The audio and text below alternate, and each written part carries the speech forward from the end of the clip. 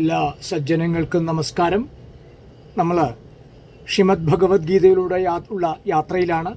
നമുക്ക് യാത്ര തുടരാം. ഓം മഴകൊടു ഭാരത യുദ്ധമദ്രിയിന്മേൽ മുഴുചെവിയൻ മുറികൊമ്പുകൊണ്ടു മുന്നം എഴുതി നിറച്ചെളിയോർ കിണങ്ങി നിൽക്കും മുഴുമുതലാകിയ മൂർത്തി കാത്തുകൊള്ളുക. അരുമറനാലുമൊരിക്കലോതി മുന്നം കരിമുകിൽ വർണ്ണനു പങ്കു ചെയ്തു നൽകി പരമതു വള്ളുവർനാവിലും ഒഴിഞ്ഞ പരിമള ഭാരതി കാത്തുകൊള്ളുക നിത്യം. പരിമള ഭാരതി കാത്തുകൊള്ളുക നിത്യം. ഹരി ഓം. നമ്മളെ കഴിഞ്ഞ ദിവസം 25-ാമത്തെ ശ്ലോകം വരെയാണ് പഠിച്ചത്. അർജുനൻ ഭഗവാനോട് പറഞ്ഞു, ഭഗവാനെ, സേനയോരുഭയോർ മധ്യേ രഥം സ്ഥാപയമേ അച്യുത. ഈ രണ്ടു സേനകളുടെയും നടുക്കുകൊണ്ട് രഥം നിർത്തിത്തരാൻ പറഞ്ഞു. ഇപ്പോൾ സഞ്ജയം പറഞ്ഞു, സേനയോരുഭയോർ മധ്യേ സ്ഥാപയിത്വാ രഥോത്തമം. ആ ഉത്തമമായ രഥം രണ്ടു സേനകളുടെയും മധ്യത്തിൽ ഭഗവാൻ കൊണ്ട് നിർത്തിയിരിക്കുന്നു. എന്നിട്ട് അർജുനോട് ഇപ്രകാരം പറഞ്ഞു, ഉവാച പാർത്ഥ പശ്യൈതാൻ സമവേദാൻ കുരുനിധി. നിന്റെ കുരുശ്രേഷ്ഠന്മാരെ മുഴുവൻ കണ്ടോളാൻ അർജുനോട് പറയുന്നു. അർജുൻ അങ്ങോട്ട് നോക്കുന്നു. എന്താ അവിടെ കാണുന്ന കാഴ്ചയെന്ന് നമുക്കൊന്ന് നോക്കാം. തത്ര തത്ര തത്ര പശ്യത് സ്ഥിതാൻ പാർത്ഥഃ പിതൃൻ അഥ പിതാമഹാൻ ആചാര്യൻ മാതുലാൻ ഭ്രാതൃൻ പുത്രാൻ പൗത്രാൻ സഖിം തഥാ ശ്വശുരാൻ സുഹൃദ ഏവ ച സുഹൃദ ചയേവ സുഹൃദച്ചൈവ സേനയോർ ഉഭയോർ അഭി. എന്താണ്? തത്ര പശ്യത് സ്ഥിതാൻ പാർത്ഥഃ പിതൃൻ അഥ പിതാമഹാൻ ആചാര്യാൻ മാതുലാൻ ഭ്രാതൃൻ പുത്രാൻ പൗത്രാൻ സഖിം തഥാ ശ്വശുരാൻ സുഹൃദഃ ചയേവ സേനയോർ ഉഭയോർ അഭി. ഇവിടെ അർജുനൻ കണ്ട കാഴ്ച എന്താണ്? നമുക്ക് നോക്കാം.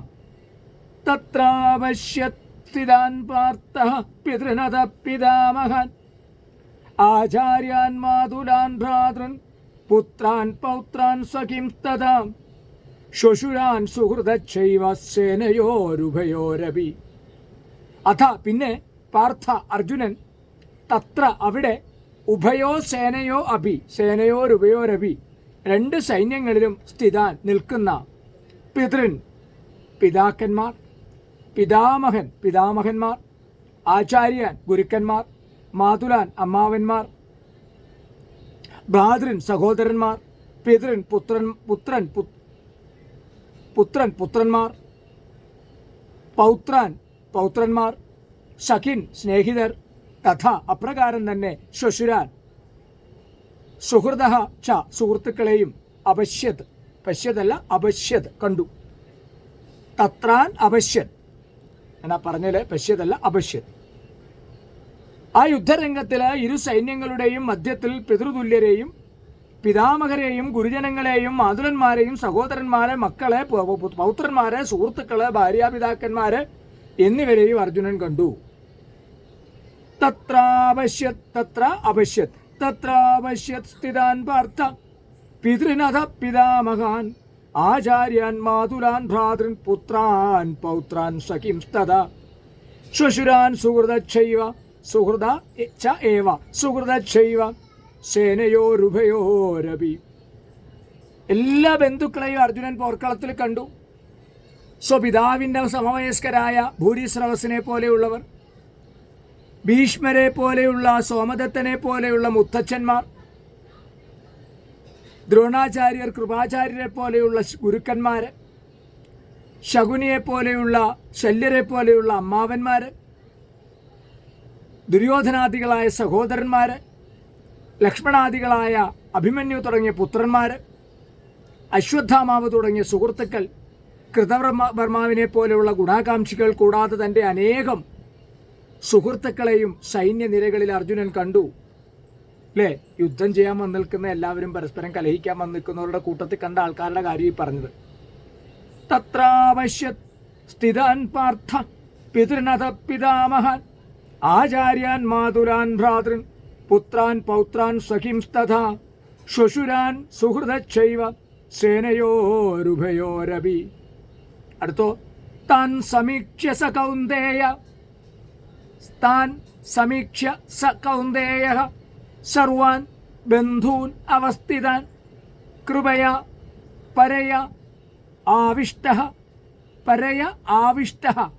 പരയാവിഷ്ടോ വിഷീദൻ ഇതം അബ്രവീത്. എന്താണ്? താൻ സമീക്ഷ്യ സ കൗന്ദേയ സർവാൻ ബന്ധൂനവസ്ഥിത കൃപയാ പരയാവിഷ്ടോ വിഷീദന്നിതമബ്രവീത്.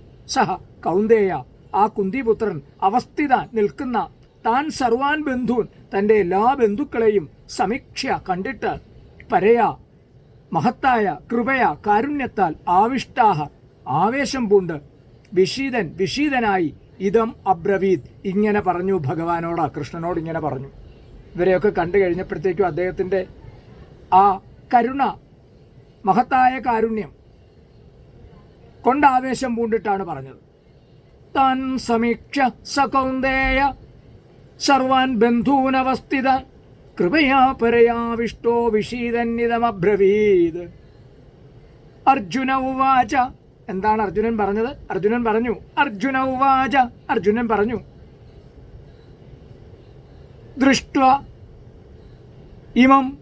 ദൃഷ്ട്വാ ഇമം സ്വജനം കൃഷ്ണ യുയുത്സും സമുപസ്ഥിതം സീദന്തി മമ ഗാത്രാണി മുഖം ച പരിശുഷ്യതി. അർജുനൻ പറയുന്നത് വളരെ കാര്യമാണ്.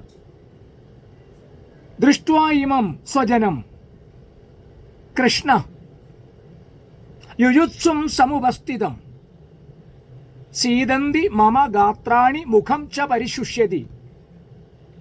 ദൃഷ്ട്വാ ഇമം അർജുന ഉവാച. അർജുനൻ പറഞ്ഞു, കൃഷ്ണ, അല്ലയോ ഭഗവാനെ കൃഷ്ണ, യുജുത്സും യുദ്ധേച്ഛയോട്, സമുപസ്ഥിതം മുന്നിൽ നിൽക്കുന്ന, ഇമം സ്വജനം ഈ ബന്ധുക്കളെ, ദൃഷ്ട്വ കണ്ടിട്ട്, മമ ഗാത്രാണി എൻ്റെ ശരീരം, എൻ്റെ ശരീരാംഗങ്ങൾ, സീദന്തി തളരുന്നു, മുഖം ച മുഖവും, പരിശുഷ്യതി വരളുന്നു. അല്ലേ? എന്താ?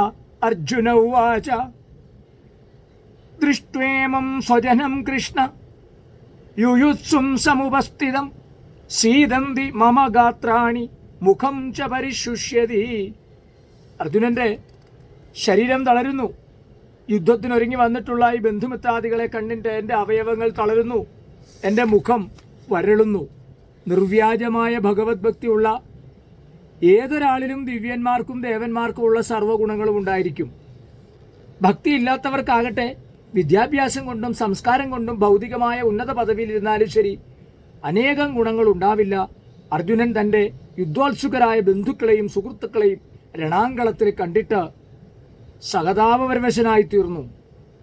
തനിക്ക് വേണ്ടി പൊരുന്നവർ ഒരു ഭാഗത്ത്, തനിക്കെതിരെ പൊരുന്ന ഒരു ഭാഗത്ത്. എന്തായാലും മരണം ഉറപ്പാണ്. യുദ്ധം വലിയ വിനാശം വിതയ്ക്കും. രണ്ടു പക്ഷത്തുമുള്ള ബന്ധുക്കളൊക്കെ ഇല്ലാതായേക്കാം, ആവും. ഇതറിഞ്ഞിട്ടാണ് അർജുനൻ്റെ മുഖം ഒന്ന് വരളുന്നതിൽ ഒരു സജ്ജനായ അർജുനന് അങ്ങനെ തോന്നിയിട്ടുണ്ടെങ്കിൽ അത് അദ്ദേഹത്തിൻ്റെ ഗുണം തന്നെയാണ്. പക്ഷേ കർമ്മത്തിൽ നിന്ന് ഒളിച്ചോടാനും പാടില്ല. അത് പിന്നീട് പറയാം. മൃദുല ഹൃദയത്വം കൊണ്ടാണ് ശുദ്ധനായ ഒരു ഭഗവത് ഭക്തനിൽ സ്വാഭാവികമായും ഇങ്ങനെയുള്ള കരുണ ഉണ്ടാകുന്നത്. അതുകൊണ്ട് ശ്രീമദ് ഭാഗവതം ഇപ്രകാരം പറയുന്നുണ്ട്, യസ്യാസ്തി ഭക്തിർ ഭഗവത്യകിഞ്ചന സർവൈ ഗുണൈസ്തത്ര സമാസദേ സുരാഃ ഹരാവ ഭക്തസ്യ കുതോ മഹദ്ഗുണ മനോരഥനാസതി ധാവതോ ബഹി. ശ്രീമദ് ഭാഗവതത്തിലെ പഞ്ചമസ്കന്ധത്തില് പറയുന്നതാണ്, പരമദിവ്യോത്തമ പുരുഷൻ അചഞ്ചലമായ വിശ്വാസമുള്ളവന് ദേവന്മാരുടെ ഗുണങ്ങളെല്ലാം ഉണ്ട്. എന്നാൽ ഭഗവത് ഭക്തനല്ലാത്ത ഒരാൾക്ക് വില കുറഞ്ഞ ഭൗതിക ഗുണങ്ങൾ മാത്രമേ ഉള്ളൂ. അയാൾ മാനസിക മേഖലകളിൽ അലഞ്ഞു തിരിയുന്നത് കൊണ്ട് എങ്ങും എത്താതെ വെട്ടിത്തിളങ്ങുന്ന ഭൗതിക ശക്തിയാൽ ആകൃഷ്ടനായി പോകുമെന്നതിൽ സംശയമില്ല. അല്ലേ? ഇവിടെ അർജുനൻ അങ്ങനെയല്ല. അർജുനൻ ഭഗവത് ഭക്തനാണ്, സജ്ജനാണ്. എല്ലാം തൻ്റെ ബന്ധുക്കൾ. അവരൊരിക്കലും യുദ്ധം ആഗ്രഹിച്ചിരുന്നില്ല എന്നുള്ളതാണ് പരമമായ സത്യം. തുടർന്ന് എന്താണ് സംഭവിക്കുന്നത് നമുക്ക് നോക്കാം. ഇവിടെ എടുത്തു പറഞ്ഞിട്ടില്ലെങ്കിൽ കൂടി അർജുനന്റെ അംഗങ്ങൾ തളരുകയും വായു വരളുകയും മാത്രമല്ല, സഹതാപാധിക്യത്താൽ അദ്ദേഹം കരയുകയും ചെയ്തു എന്ന് നമുക്കറിയാം. അത്രമാത്രം അറ്റാച്ച്മെന്റ് ആണ് സജ്ജനങ്ങൾക്ക് ബന്ധുക്കളോട്. മാത്രമല്ല, ബന്ധുക്കളോടെന്നല്ല, സർവ്വജീവികളോടും സർവ്വചരാചരങ്ങളോടും. ശ്ലോകം 29 നോക്കാം. വേപധുഃ ച ശരീരേ മേ രോമഹർഷഃ ച ജായതേ ഗാണ്ഡീവം സംസൃതേ ഹസ്താത് ത്വക് ചയേവ പരിദഹ്യതേ. വേപധുഃ ച ശരീരേ മേ രോമഹർഷഃ ച ജായതേ ഗാണ്ഡീവം സ്രംസതേ ഹസ്താത് ത്വക് ചയേവ പരിദഹ്യതേ. വേപധുശ്ച ശരീരേ മേ രോമഹർഷശ്ച ജായതേ ഗാണ്ഡീവം സ്രംസതേ ഹസ്താത് ത്വക് ചൈവ പരിദഹ്യതേ. മേ ശരീരേ, എൻ്റെ ശരീരത്തിൽ, വേപധുഃ ച വിറയലും, രോമഹർഷഃ ച രോമാഞ്ചവും, ജായതേ ഉണ്ടാകുന്നു. ഗാണ്ഡീവം, ഗാണ്ഡീവം എന്ന ബില്ല് ഹസ്താത് കയ്യിൽ നിന്ന്, സ്രംസതേ വഴുതിപ്പോകുന്നു, ത്വക്ചയേവ തൊലി തന്നെയും, പരിദഹ്യത്തെ ചുട്ടുനീറുന്നു. കൃഷ്ണ, എൻ്റെ ശരീരം വിറയ്ക്കുന്നു കൃഷ്ണ, എനിക്ക് രോമാഞ്ചമുണ്ടാകുകയും ചെയ്യുന്നു. എൻ്റെ വില്ല് ഗാണ്ഡീവം പോലെയുള്ള മഹാധനുസ് കൈകളിൽ നിന്ന് വഴുതി വീഴുന്നു കൃഷ്ണ, തൊലി ചുട്ടുപൊള്ളുന്നു കൃഷ്ണ.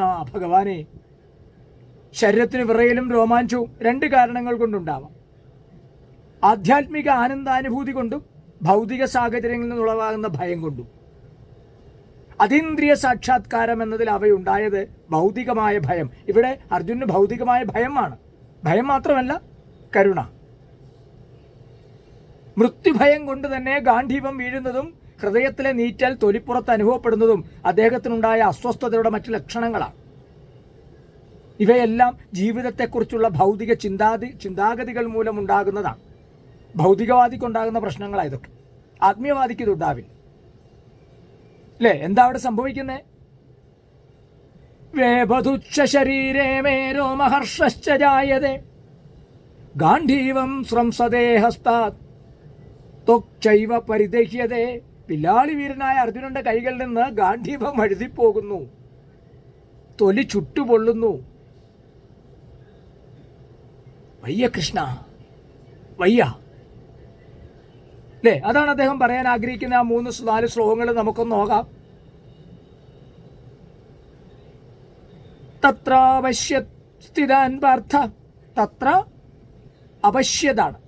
തത്ര അവശ്യത് സ്ഥിതാൻ പാർത്ഥ പിതൃനത പിതാമഹാൻ ആചാര്യാൻ മാതുലാൻ ഭ്രാതൃൻ പുത്രാൻ പൗത്രാൻ സഹിംസ്തത ശ്വശുരാൻ സുഹൃതച്ചൈവ സേനയോരുഭയോരപി താൻ സമീക്ഷ്യ സ കൗന്ദേയ സർവാൻ ബന്ധൂനവസ്ഥിതാൻ കൃപയാ പരയാവിഷ്ടോ വിഷീദന്നിതമബ്രവീത് ദൃഷ്ട്വേമം സ്വജനം കൃഷ്ണ. അർജുന ഉവാച ദൃഷ്ട്വേമം സ്വജനം കൃഷ്ണ യുയുത്സും സമുപസ്ഥിതം സീദന്തി മമ ഗാത്രാണി മുഖം ച പരിശുഷ്യതി. വേപധുശ്ച ശരീരേ മേ രോമഹർഷശ്ച ജായതേ ഗാണ്ഡീവം സ്രംസതേ ഹസ്താത് ത്വക് ചൈവ പരിദഹ്യതേ. സർവത്ര ഗോവിന്ദനാമ സങ്കീർത്തനം. ഗോവിന്ദ ഹരി ഗോവിന്ദ. അർജുനൻ പൂർണ്ണമായും ഒരു വിഷാദ രോഗിയായി മാറുന്നു. അല്ലേ? ആ സ്ഥിതിയിലേക്ക് അർജുനൻ എത്തുന്നു. ഭഗവാനോട് അർജുനൻ തുറന്നു പറയുന്നു, വയ്യ കൃഷ്ണ, നമ്മളൊക്കെ ഇങ്ങനെയാണ്. കർമ്മ വീഥിയിലോ, കലിയുഗമാകുന്ന കുരുക്ഷേത്രത്തിലെ കർമ്മവീഥിയിലോ നിരായുധരായി നിൽക്കുന്നവരാണ് നാം ഓരോരുത്തരും. അതുകൊണ്ടാണ് നമ്മുടെ ജീവിതത്തിൽ ഭഗവത്ഗീതയുടെ പ്രാധാന്യം. നമ്മെ നാമാക്കി മാറ്റാൻ, നമ്മളെ നല്ല യോദ്ധാക്കളാക്കി മാറ്റാൻ ഈ കലിയുഗമാകുന്ന മഹാഭാരതത്തിൽ ആ യുദ്ധഭൂമിയിൽ തൻ്റെ കർമ്മങ്ങൾ ഉത്തമ സാരഥിയുടെ സാന്നിധ്യത്തിൽ ആ കർമ്മഭൂമിയിൽ വിജയിക്കുവാനുള്ള വഴി, വിജയത്തിലേക്കുള്ള വഴി കാട്ടിത്തരുന്നു ഭഗവത്ഗീത. സാരഥിയായി ഭഗവാൻ എപ്പോഴും കൂടെ ഉണ്ടാവട്ടെ. ഹരേ കൃഷ്ണ, ഹരി ഓം.